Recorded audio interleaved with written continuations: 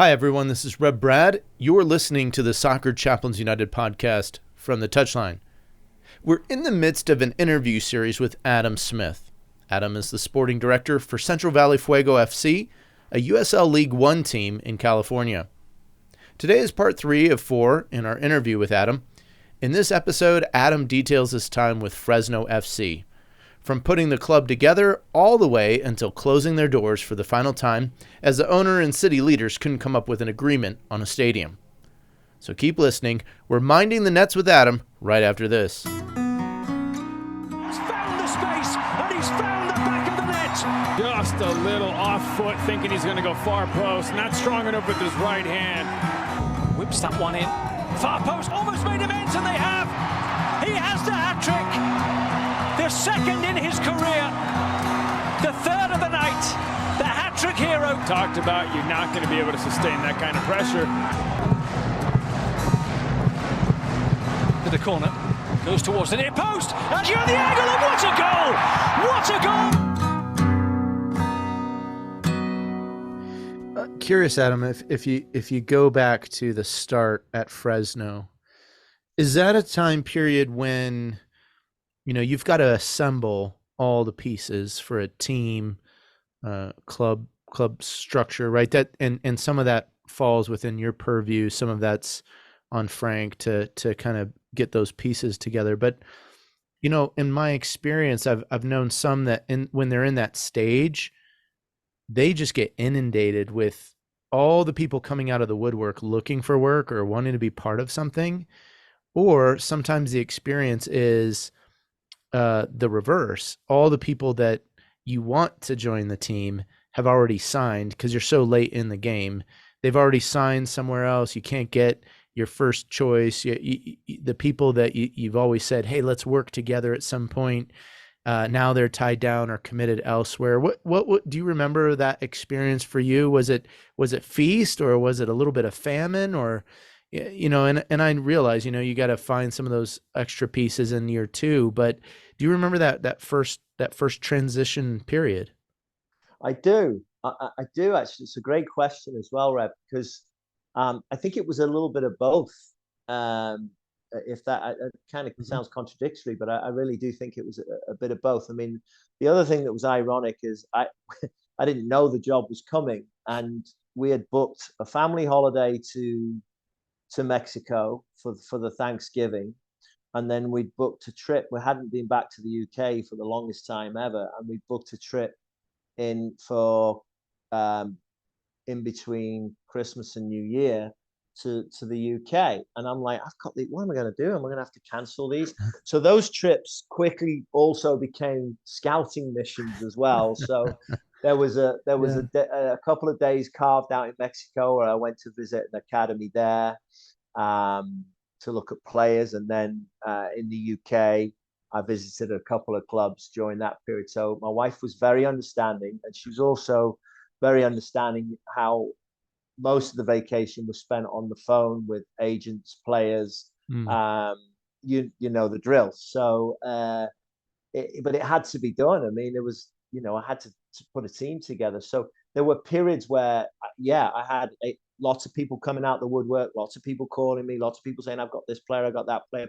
But there were also periods where it's not as easy to get the right people in terms, especially on the staff side, as you perhaps think it would be, because you're dealing with budgets, you're dealing with constraints, you're dealing with people who could be in a different part of the country or even the world. Actually, you're also dealing with, we had an affiliate with the Whitecaps in year 1 that Frank had set up, from the get-go. So, there was a courtesy to try and work with them in a good way, but to try and work with them in terms of some players and staff as well. And it worked out, but it's just, there were a lot.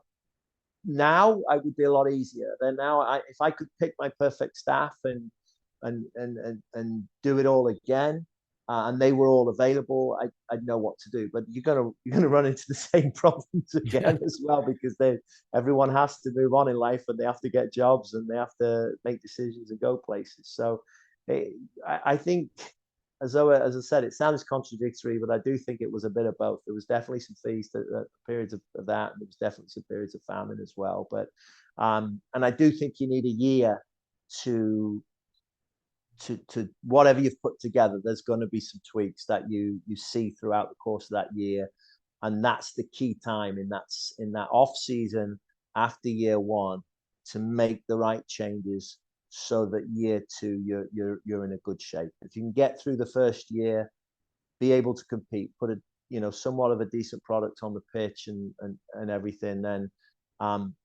there's no excuse that year two you can't hit the ground running. Yeah. Yeah. Well, a testament, really to you to kind of get thrown into the fire and to do well, to climb that table. I remember when that news came out, just if it feels like, I mean, I felt like I was punched in the gut. Maybe I was feeling that for you, but what did that feel like when 5 games to go, you're pushing for top of the table, you're pushing against league leaders, and it's done? Like, it's done before it's even, the season's ended. What did that feel like for you? Well, I think upon reflection, it actually has hit me more after the fact, like a year or maybe more after the fact, but it certainly hit me at the time. I mean, the biggest thing was, and I remember it well, is having a meeting with the owner and with Frank and then with Jake Edwards from the league, and them sort of announcing to me that this is what was going to happen, that the team was not going to continue. There'd been rumors, and there'd been rumors of someone buying it and different things, and I was like, well, I have no control over that. But the one thing that we cannot do is let that news get out from this table. I have 5 games to go. We are flying right now. We're like almost invincible, and it's gonna just put a pin in the balloon if this gets out. And of course, the very next day, I've got players calling me. I've got a 2-year contract. What about my wife? What about my baby? I've got agents calling me saying, hey, Fresno's over. I want to offer you a contract. And even coaches in the league were calling my players and saying, hey, I've got a contract ready. I mean, which shouldn't be happening. But what can you do? The players are also trying to look after themselves and find that. And everyone just kind of took their eye off the ball. I mean, I met with all the players and said, look, all we can do is finish as best we can do, and that makes you guys and me as well and all my staff more marketable. I will try and help anybody in this room get a position, and I did. I helped my staff, I helped players, I did those things. But we lost 4 out of the next 5 games. So we had been on some crazy winning streak. I think we'd only lost 1 game at home all season or something like that. But and then we go and lose 4 out of the next 5. But we'd already confirmed playoffs. We had beaten Phoenix in their 20-game crazy unbeaten run. We beat them at home, which was a great achievement. We were the team to stop them, and we were sitting good. So we should have really ended up second, but we ended up third.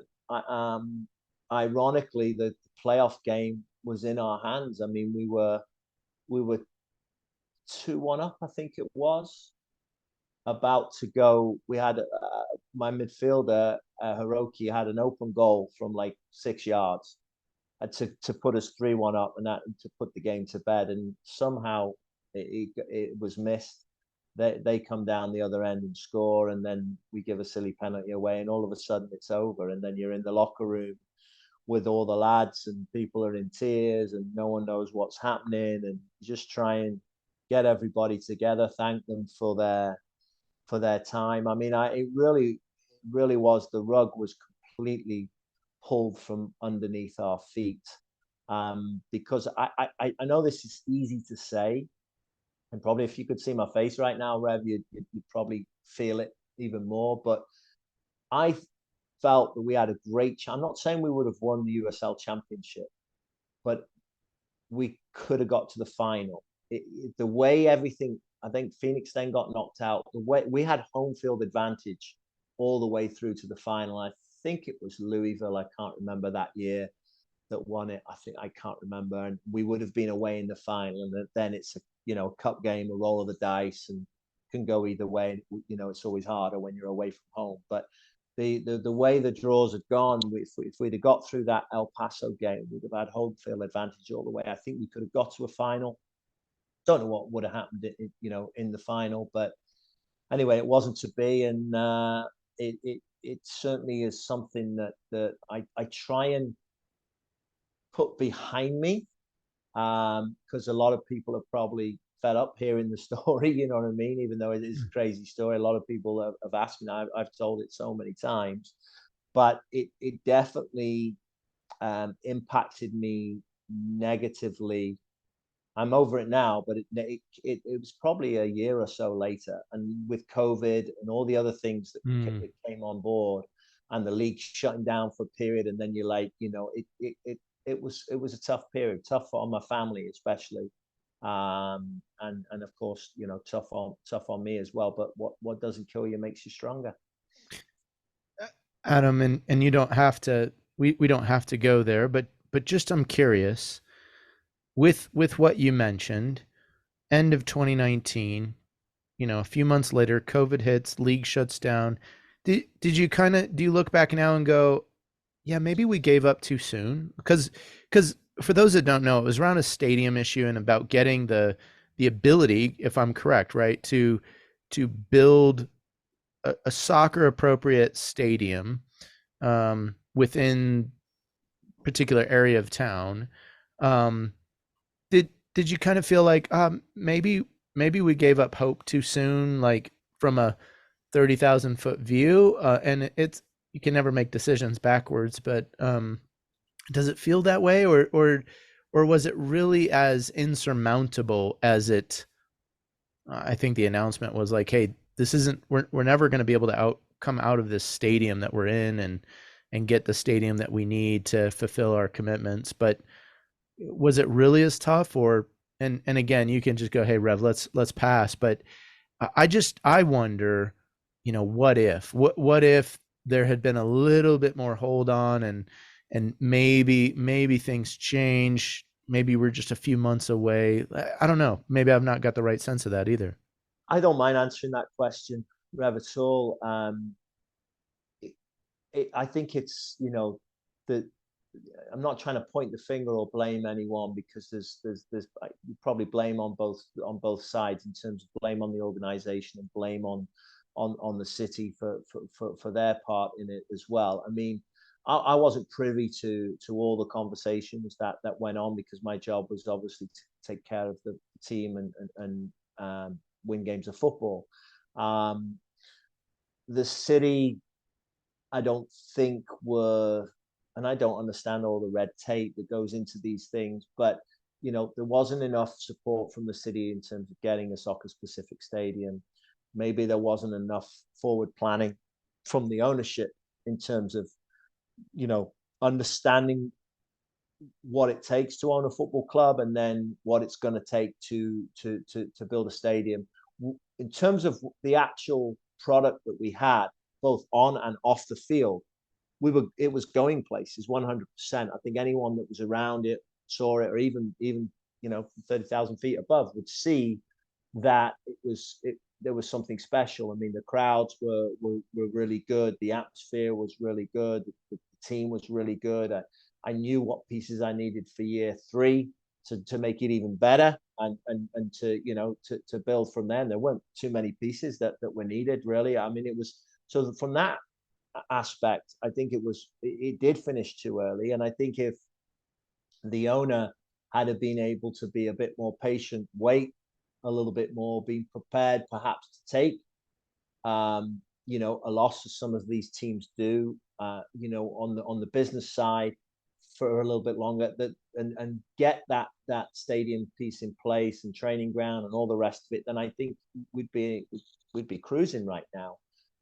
Because I certainly had a 5-year plan, and the budget that was provided to me, I made sure I stayed within that budget, and it was very modest, to be honest. So I think that was a crying shame that it wasn't given more time.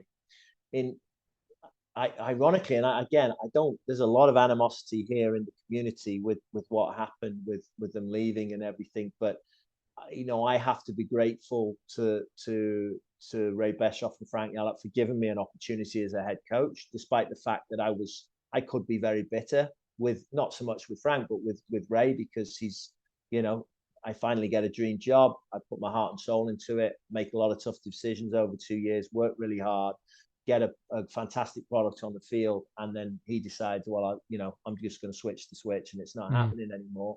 But I'm not bitter. I've never been a bitter person anyway. And in some ways, he actually looks like a genius. Now, he didn't know that COVID was around the corner, but he's moved, and he doesn't operate his new team straight away.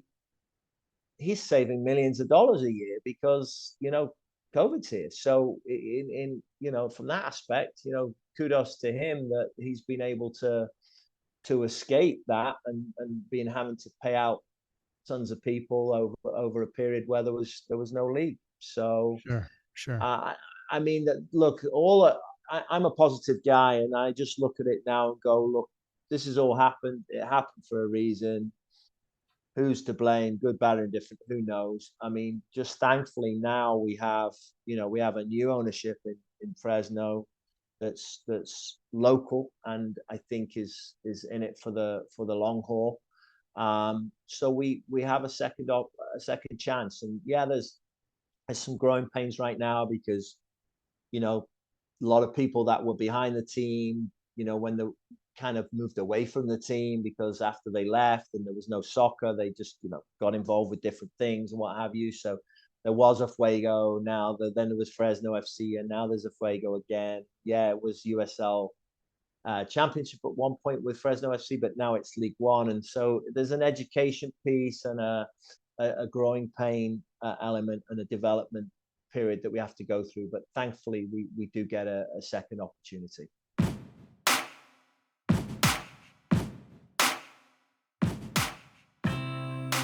Something I appreciate about Adam is the honesty and integrity with professionalism in the way he shares a difficult story. There could have been a lot of finger pointing and blame and other ways to handle and to even share that story, but I feel he did so with integrity and honor to everyone involved, from the fans to the ownership to the management and others.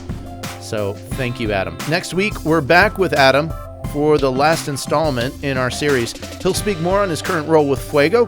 We will also have a bit of fun as Adam steps into the box for a game of crosses with Rev. So be sure to tune in next week for our last bit of time with Adam.